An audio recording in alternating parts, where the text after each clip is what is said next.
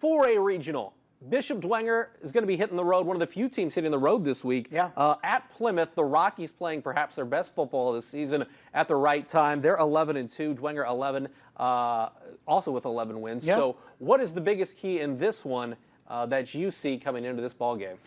Just see a physical game. Both of these teams can really grind out yards, and their offenses are very tough and fundamentally sound. So which team executes better? I think, we've seen Dwenger do that time and again most of the year, but they really got challenged last week against Leo and really survived there at the end. And it's going to be another big test against Plymouth on the road Friday. So it's going to be tough. Those two, Dwenger we thought, was going to have a really good shot at getting to state, but now you look at it, they got Plymouth, and then most likely they got Lowell.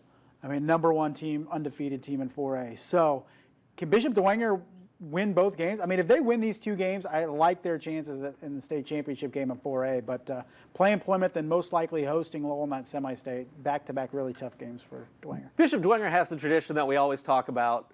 They won the SAC this year, which just adds to it. But this Plymouth team is coming off their first sectional championship since 2001. These guys not only haven't been there, they haven't even seen their program be there in recent history. Is that a big factor, or do you just throw that stuff out?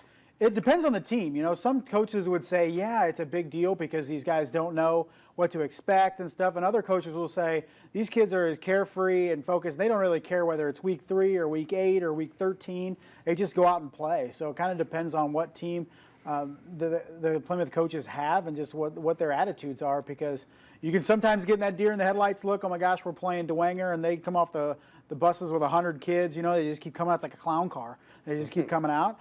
Or are they just going to be like, whatever, it's just another team. We don't care if that's Dwenger or a 1A school that we're playing. Here's why I say Plymouth might be playing its best football of the season. In Week 9, they lose to Northwood in a close game, 33-30, and then, of course, they beat them last week to advance. This scares me, though, because they lost to Concord in the regular season, 35-6. Yes. We saw how well Snyder took care of Concord last week when you look at the final score of 47-21. So if you want to do the score compare thing, Dwenger beat Snyder by 3, 2017. Therefore, it seems like if you do that, they shouldn't have a problem with this Plymouth team.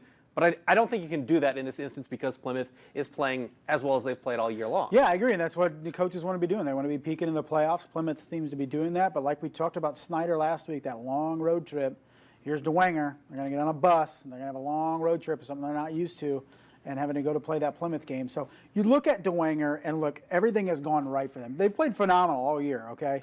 But you lose Coach Schwarzkopf, and Ernie Bodrab steps right in. You have the emotions with Fred Tone and being and you just – everything's gone right. Missed field goal last week with Leo, and you're thinking, man, is it a dream season? It's going to roll all the way to the state championship, or are they going to hit a roadblock at some point and hurt some adversity? Because so far they have conquered everything in their way, and we'll see on Friday if that continues. Plymouth rushes for 263 yards last week. If there was one negative, I guess, that you might take, I hate to be negative, but if you take one negative away from Bishop Dwenger's win against Leo, they gave up some yards on the ground. I mean, Tyler Hensinger goes over 160 yards. They gave up 3 rushing touchdowns, so all touchdowns came on the ground. How concerning is that? Because we've talked about, the front 7 for Bishop Dwenger being so strong all season long. They're going to go up against a predominantly rushing team, and they gave up 3 rushing touchdowns last week. Yeah.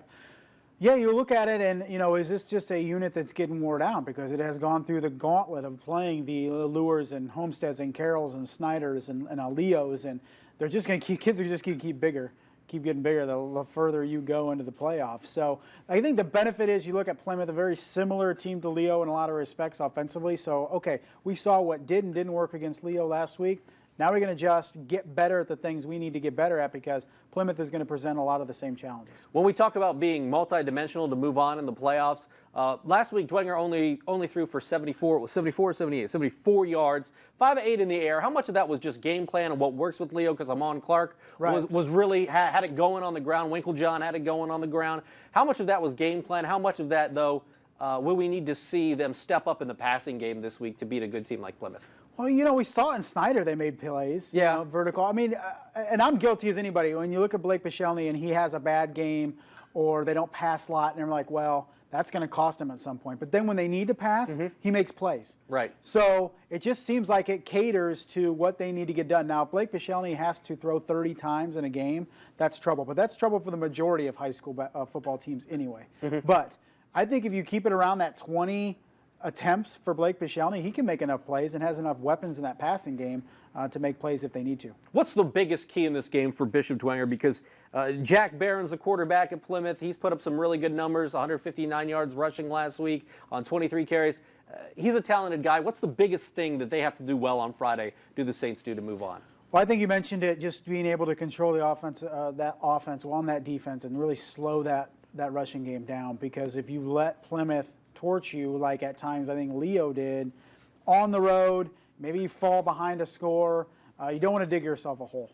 And you want to be able to make plays with that defense and be able to slow Plymouth down, make them into second longs and third longs and take them out of their comfort zone, make them go vertical, make them beat you at the pass. I think that's best case for Dwenger.